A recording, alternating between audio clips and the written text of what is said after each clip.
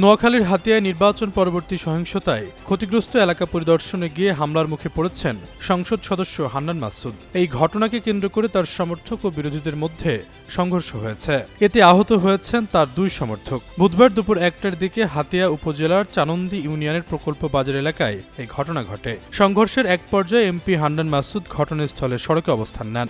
হামলায় আহত এনসিপির দুই সমর্থককে চিকিৎসার জন্য উপজেলা স্বাস্থ্য কমপ্লেক্সে পাঠানো হয়েছে। আমার একান্ত এই ভুবনের সঙ্গী হয়ে থাকে শুধু স্টেলা।